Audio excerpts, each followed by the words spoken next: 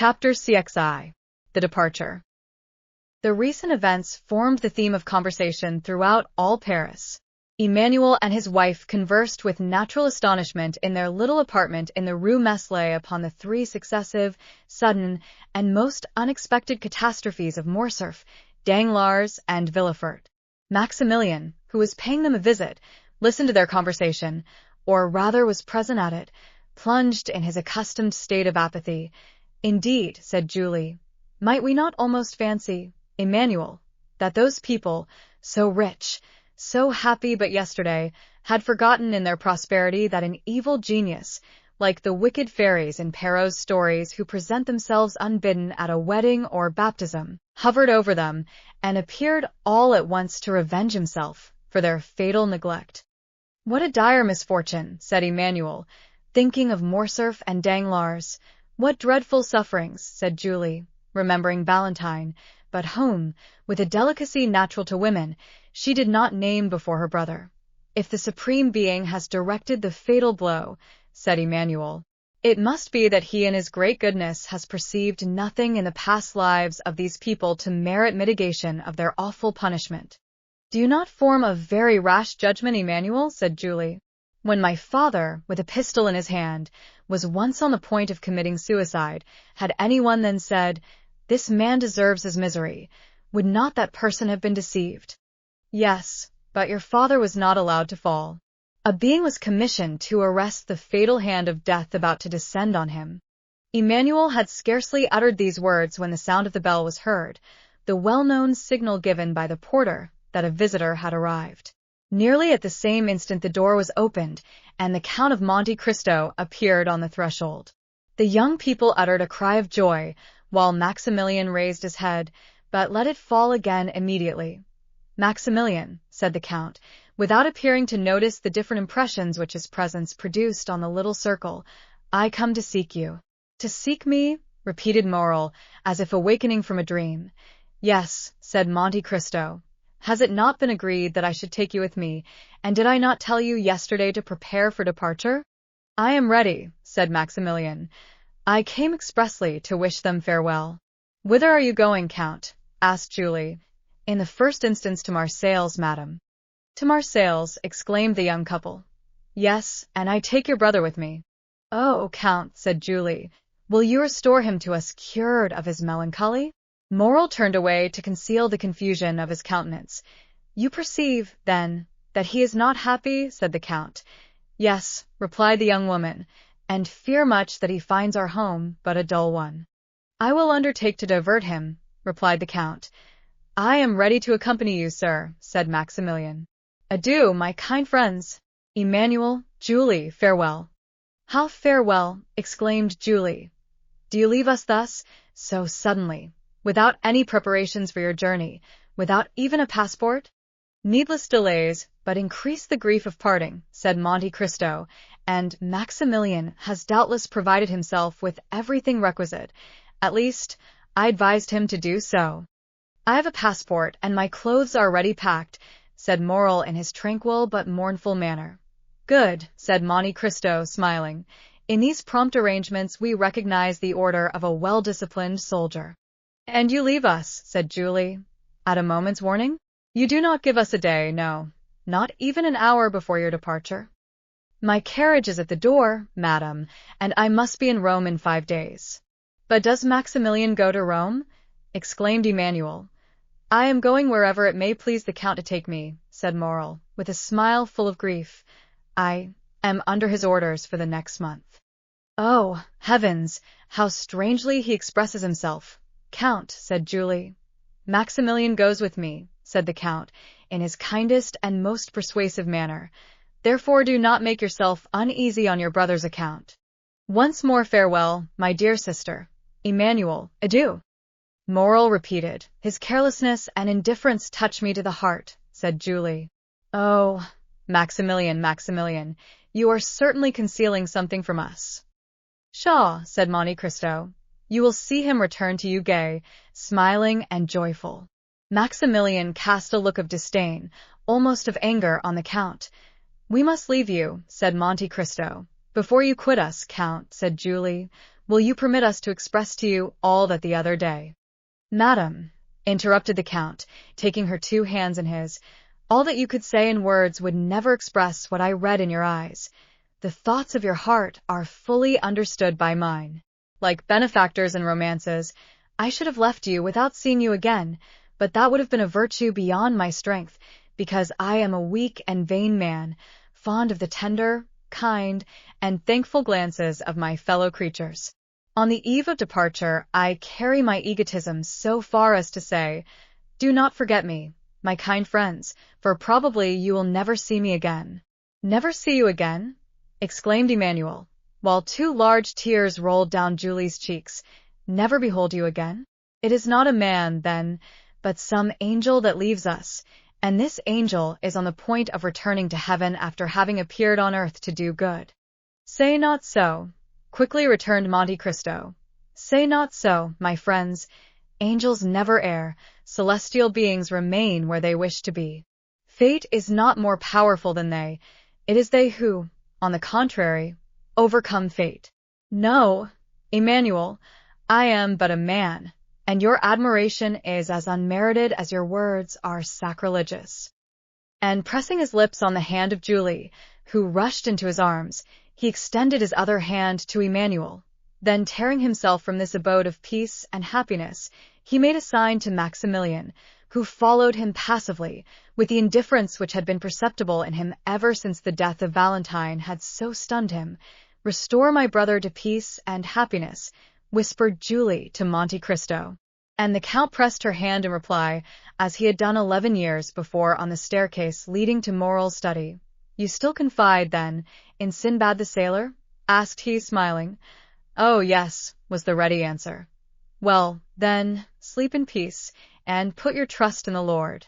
As we have before said, the post-chaise was waiting, for powerful horses were already pawing the ground with impatience, while Ollie, apparently just arrived from a long walk, was standing at the foot of the steps, his face bathed in perspiration. Well? Asked the Count in Arabic. Have you been to see the old man? Ollie made a sign in the affirmative. And have you placed the letter before him, as I ordered you to do? The slave respectfully signalized that he had. And what did he say, or rather do? Ollie placed himself in the light, so that his master might see him distinctly, and then, imitating in his intelligent manner the countenance of the old man, he closed his eyes, as Noirtier was in the custom of doing when saying yes. Good. He accepts, said Monte Cristo. Now let us go. These words had scarcely escaped him, when the carriage was on its way, and the feet of the horses struck a shower of sparks from the pavement. Maximilian settled himself in his corner, without uttering a word. Half an hour had passed when the carriage stopped suddenly. The Count had just pulled the silken check-string, which was fastened to Ollie's finger. The Nubian immediately descended, and opened the carriage door. It was a lovely starlight night. They had just reached the top of the hill village from whence Paris appears like a sombre sea tossing its millions of phosphoric waves into light, waves indeed more noisy, more passionate, more changeable, more furious, more greedy, than those of the tempestuous ocean, waves which never rest as those of the sea sometimes do, waves ever dashing, ever foaming, ever engulfing what falls within their grasp. The Count stood alone, and at a sign from his hand, the carriage went on for a short distance. With folded arms, he gazed for some time upon the great city. When he had fixed his piercing look on this modern Babylon, which equally engages the contemplation of the religious enthusiast, the materialist, and the scoffer, great city, murmured he, inclining his head and joining his hands as if in prayer, less than 6 months have elapsed since first I entered thy gates.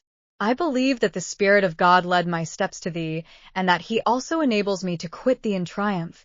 The secret cause of my presence within thy walls I have confided alone to him who only has had the power to read my heart.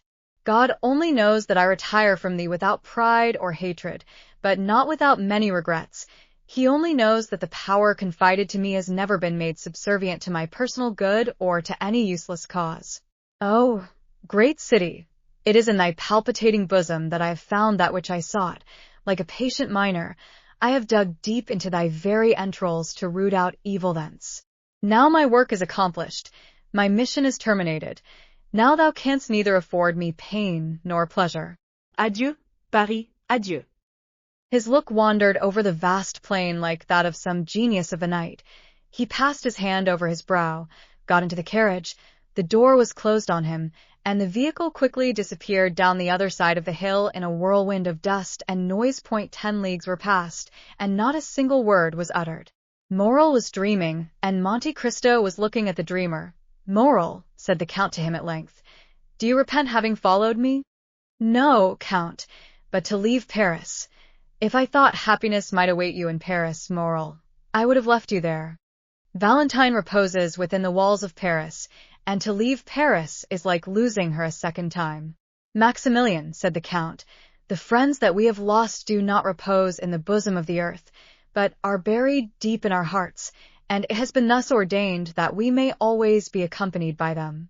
I have two friends who in this way never depart from me, the one who gave me being, and the other who conferred knowledge and intelligence on me. Their spirits live in me. I consult them when doubtful, and if I ever do any good, it is due to their beneficent counsels. Listen to the voice of your heart, Morrel, and ask it whether you ought to preserve this melancholy exterior towards me." "My friend," said Maximilian, "the voice of my heart is very sorrowful, and promises me nothing but misfortune. It is the way of weakened minds to see everything through a black cloud.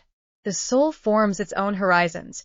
Your soul is darkened, and consequently the sky of the future appears stormy and unpromising." "That may possibly be true," said Maximilian, and he again subsided into his thoughtful mood. The journey was performed with that marvelous rapidity which the unlimited power of the Count ever commanded. Towns fled from them like shadows on their path, and trees shaken by the first winds of autumn seemed like giants madly rushing on to meet them, and retreating as rapidly when once reached. The following morning they arrived at Chalons, where the Count's steamboat waited for them. Without the loss of an instant, the carriage was placed on board, and the two travelers embarked without delay. The boat was built for speed. Her two paddle wheels were like two wings with which she skimmed the water like a bird.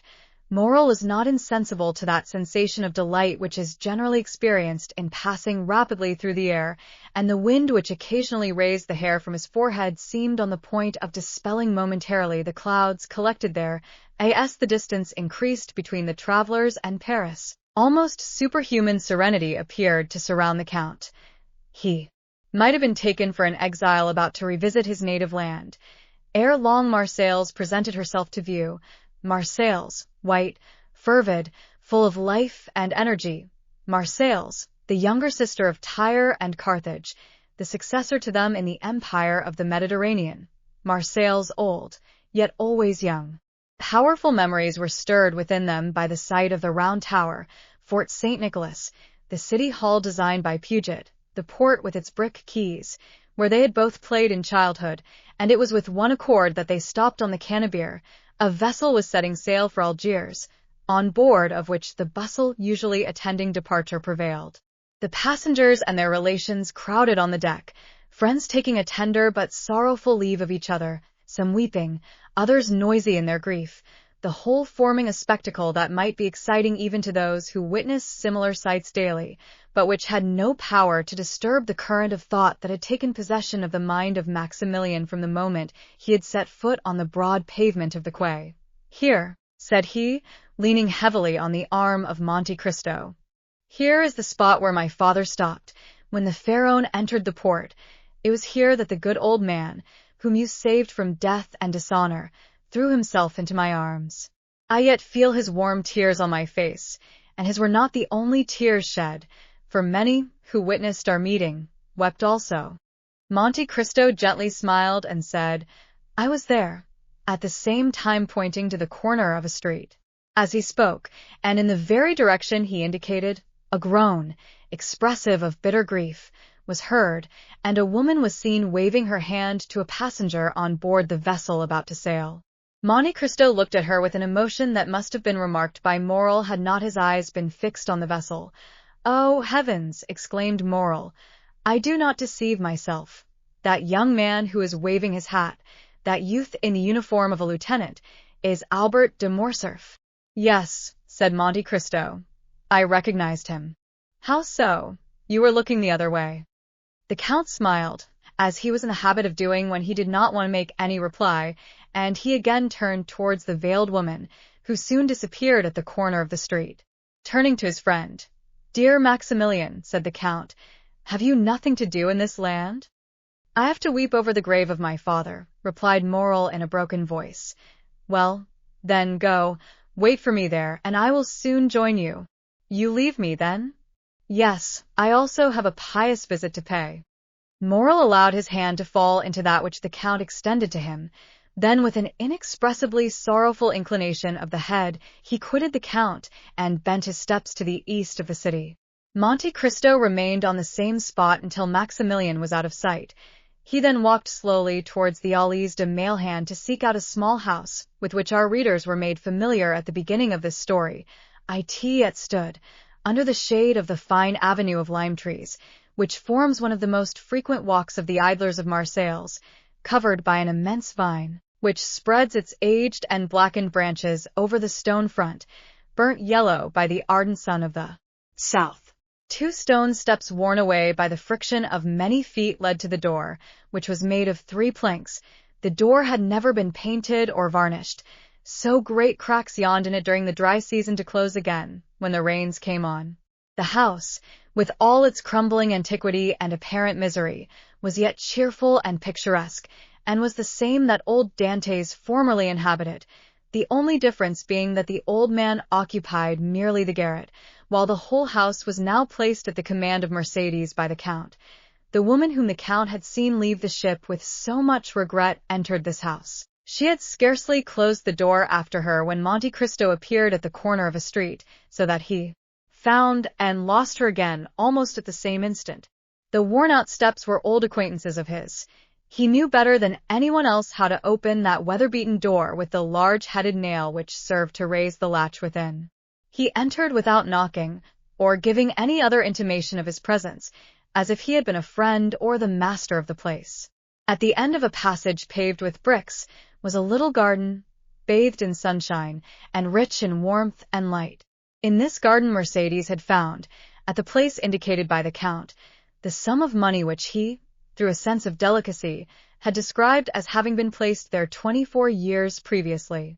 The trees of the garden were easily seen from the steps of the street door. Monte Cristo, on stepping into the house, heard a sigh that was almost a deep sob. He looked in the direction whence it came, and there under an arbor of Virginia jessamine, with its thick foliage and beautiful long purple flowers, he saw Mercédès seated, with her head bowed, and weeping bitterly. She had raised her veil, and with her face hidden by her hands was giving free scope to the sighs and tears which had been so long restrained by the presence of her son. Monte Cristo advanced a few steps, which were heard on the gravel.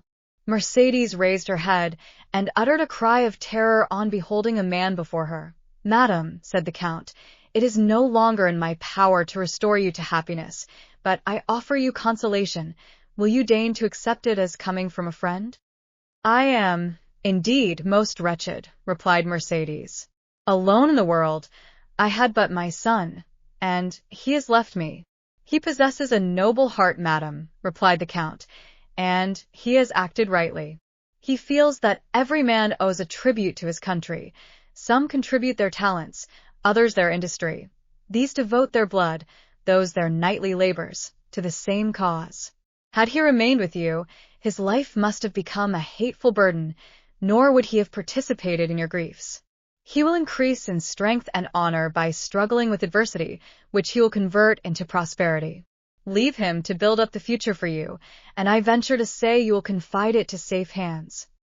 "Oh," replied the wretched woman, mournfully shaking her head, "the prosperity of which you speak, and which, from the bottom of my heart, I pray God in His mercy to grant him, I can never enjoy.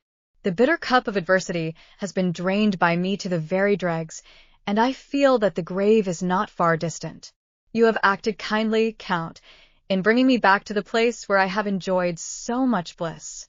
I ought to meet death on the same spot where happiness was once all my own."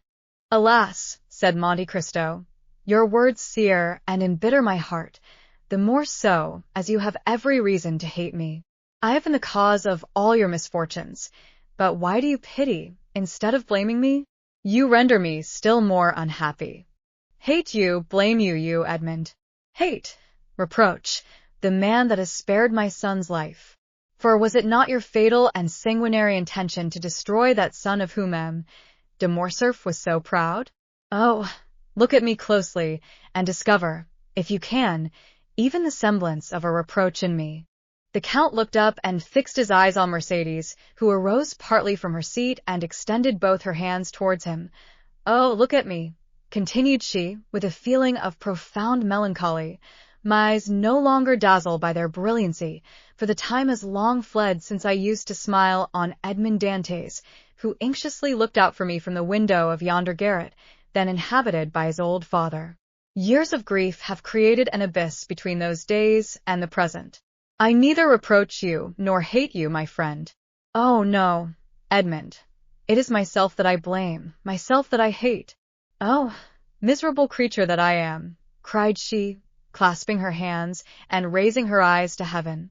I once possessed piety, innocence, and love, the three ingredients of the happiness of angels, and now what am I? Monte Cristo approached her and silently took her hand. No, said she, withdrawing it gently. No, my friend, touch me not. You have spared me, yet of all those who have fallen under your vengeance, I was the most guilty. They were influenced by hatred, by avarice, and by self-love, but I was base, and for want of courage acted against my judgment. Nay, do not press my hand, Edmund. You are thinking, I am sure, of some kind speech to console me, but do not utter it to me, reserve it for others more worthy of your kindness. See, and she exposed her face completely to view. See, misfortune has silvered my hair, my eyes have shed so many tears that they are encircled by a rim of purple, and my brow is wrinkled. You, Edmund, on the contrary, you are still young, handsome, dignified. It is because you have had faith, because you have had strength, because you have had trust in God, and God has sustained you. But as for me, I have been a coward. I have denied God, and he has abandoned me. Mercedes burst into tears. Her woman's heart was breaking under its load of memories. Monte Cristo took her hand and imprinted a kiss on it, but she herself felt that it was a kiss of no greater warmth than he would have bestowed on the hand of some marble statue of a saint. It often happens, continued she, that a first fault destroys the prospects of a whole life. I believed you dead. Why did I survive you? What good has it done me to mourn for you eternally in the secret recesses of my heart, only to make a woman of 39 look like a woman of 50? Why, having recognized you, and I the only one to do so, why was I able to save my son alone? Ought I not also to have rescued the man that I had accepted for a husband, guilty though he were? Yet I let him die. What do I say? Oh, merciful heavens! Was I not accessory to his death by my supine insensibility, by my contempt for him, not remembering, or not willing to remember, that it was for my sake he had become a traitor and a perjurer? In what am I benefited by accompanying my son so far, since I now abandon him, and allow him to depart alone to the baneful climate of Africa?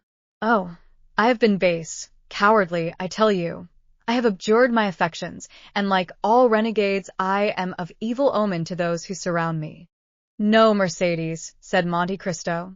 No, you judge yourself with too much severity. You are a noble-minded woman, and it was your grief that disarmed me. Still I was but an agent, led on by an invisible and offended deity, who chose not to withhold the fatal blow that I was destined to hurl. I take that God to witness, at whose feet I have prostrated myself daily for the last 10 years, that I would have sacrificed my life to you, and with my life the projects that were indissolubly linked with it. But, and I say it with some pride, Mercedes, God needed me, and I lived. Examine the past and the present, and endeavor to dive into futurity, and then say whether I am not a divine instrument.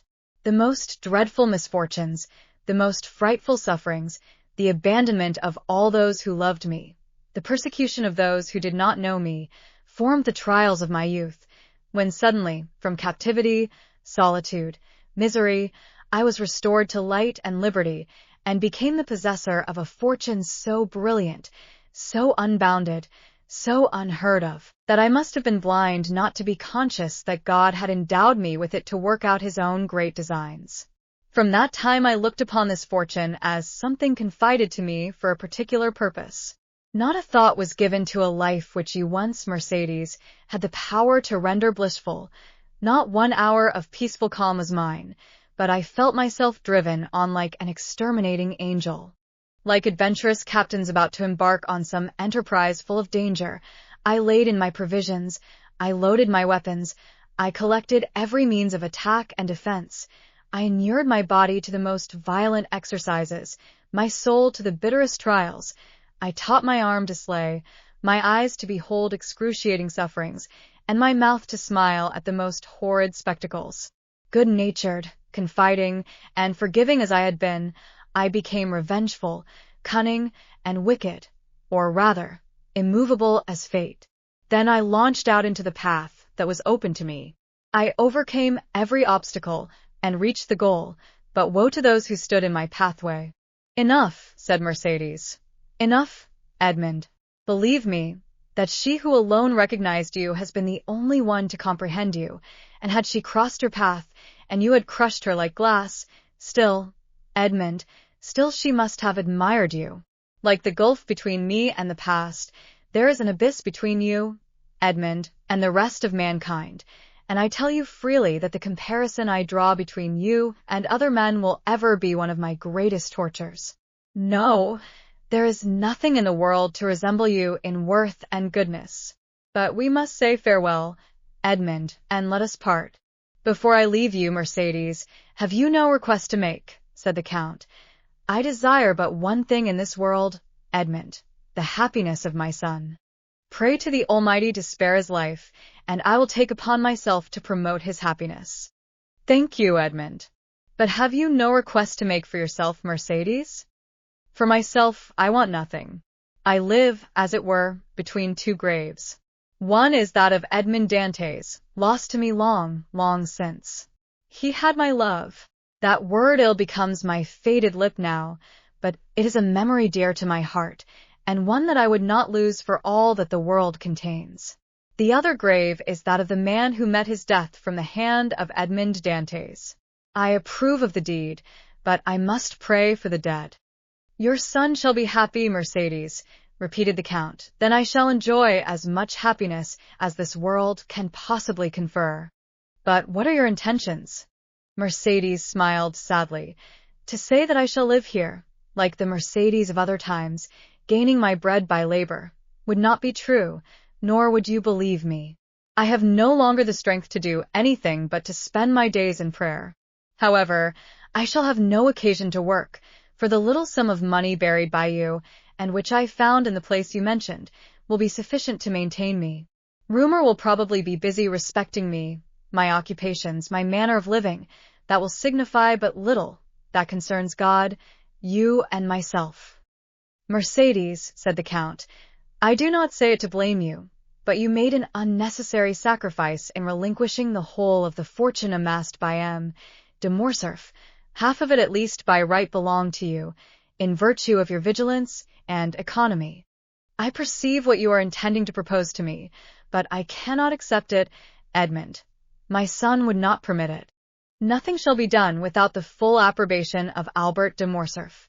I will make myself acquainted with his intentions, and will submit to them. But if he be willing to accept my offers, will you oppose them? You well know, Edmund, that I am no longer a reasoning creature.